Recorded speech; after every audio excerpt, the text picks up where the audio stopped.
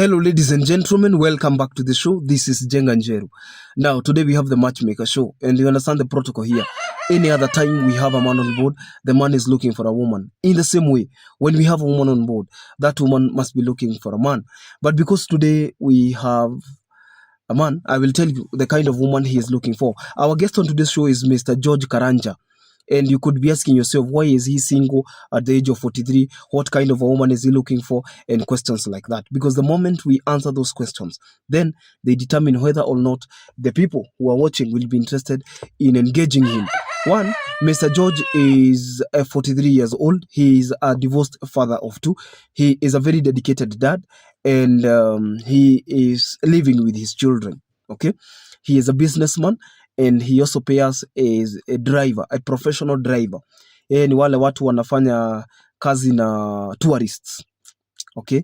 Mnajua hizi kazi za tour guides, tourist. Mtu mwenye anaenda Masai Mara, watu wengine wanavuka mpaka mipaka, wanaenda Serengeti, wengine wanaenda Tsavo.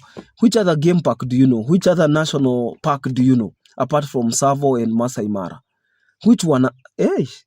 Is some of these things we were reading in geography. Kuna zingine zilikuwa zinaitwa those national reserves where tourists are taken, probably the Fort Jesus,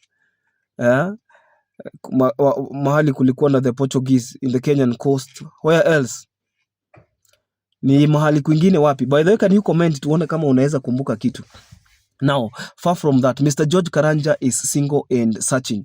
He is looking for a woman who is between the ages of 30 kwenda juu.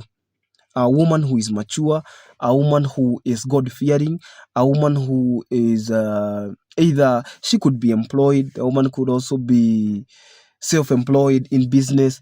The nature of the job that the lady is doing notwithstanding, he is looking for a wife, somebody who is submissive, somebody who subscribes to Christian values, somebody who is ready to raise the children. And sometimes you realize that when you're 43 and you have children, you also don't care whether the other person has children, because in most cases, the person will have children or a child. Okay? So, and because both of you are going to be step parents, you have to step in for that child, and the other parent has to step in for your child. And that makes a beautiful marriage. We have seen marriages of step parents working properly here. Because sometimes if a marriage does not work, if you married out of convenience, and the marriage did not work, do you die? Is that the end of life? No. And that is why this show exists, because sometimes I have watched people who are forced either by religion or by societal beliefs that once you get married, you should stick to that marriage, whether the marriage is abusive or not. And by the time you realize that it's unbearable, you have wasted a lot of time. Are we together? And I am not advocating for divorce, but what I'm saying is that imagine somebody who got impregnated in high school, and the moment they got impregnated, out of maybe walikuwa tu hizo anasa, alafu mwanafunzi akakuwa forced get married to that person, and they don't even love one another. What will happen? At one point or another, the marriage will come down crumbling.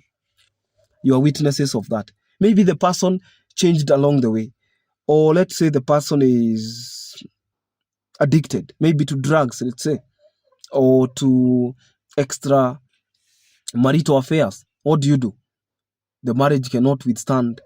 It cannot stand the test of time. And that is why most people find themselves victim.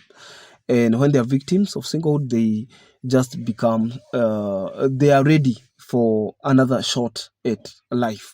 Are we together? So I am hoping that Mr.